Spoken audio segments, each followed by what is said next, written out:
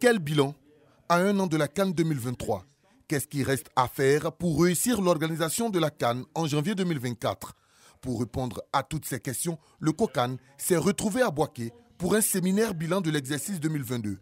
Une rencontre de tous les acteurs impliqués dans la préparation de la CAN, réunissant les différentes commissions, qui a permis de faire un point de l'avancée des travaux d'infrastructures sportives et non sportives.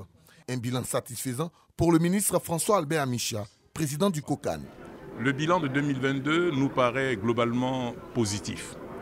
Positif parce que toute cette année, nous avons pu mettre en place tous les instruments, tous les outils pour la pré-opérationnalité et l'opérationnalité du comité. Nous avons pu, au cours de cette année, normaliser les relations entre le comité local, le COCAN, et la Confédération africaine de football. Cela s'est soldé par la signature de l'accord pays et de la lettre de confirmation le 11 novembre dernier. Mais auparavant, une équipe du COCAN s'était rendue au Caire, au siège de la CAF, pour pouvoir s'imprégner véritablement de tous les outils légaux de coopération entre les deux structures. Mais entre-temps, nous avons déployé des équipes sur le terrain pour des visites techniques. Nous avons formé le personnel humain, composé généralement de jeunes issus de l'INJS ou de l'ONS. Nous avons procédé à des recrutements et nous sommes en train de préparer la phase opérationnelle de 2023. Au niveau des infrastructures sportives, les travaux des stades sont dans l'ensemble à un taux d'avancement de plus de 90%.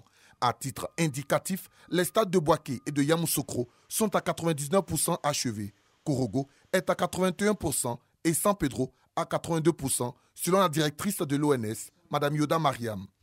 Les stades de Korogo et San Pedro, dont les travaux de pelouse ont été retirés aux sociétés chinoises qui gèrent ces deux sites, seront livrés le 31 mars 2023.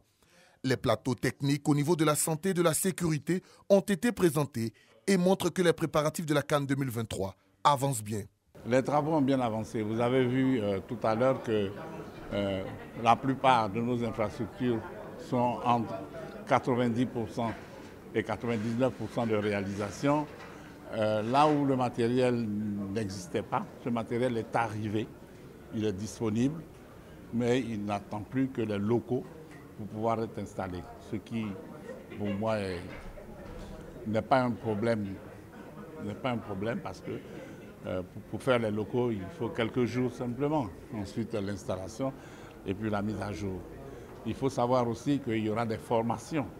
Il ne s'agit pas d'installer simplement des machines, il faut encore former le personnel pour que ce personnel puisse les utiliser à bon escient. C'est une police moderne et une gendarmerie moderne qui répond aux standards internationaux.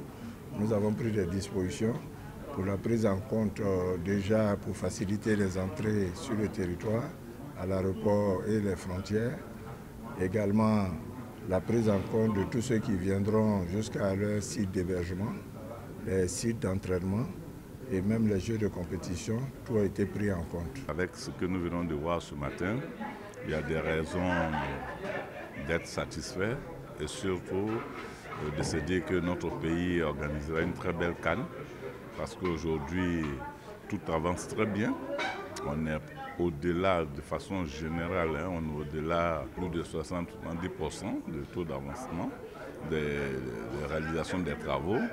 Et donc c'est un aspect très important pour nous parce que d'abord la compétition c'est les stades.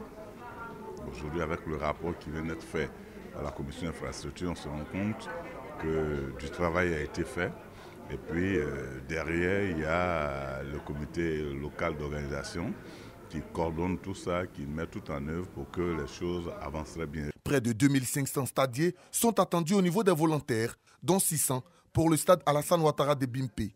À un an de la grande fête du football ivoirien, le COCAN met les bouchées doubles pour offrir à l'Afrique la plus belle des CAN de l'histoire.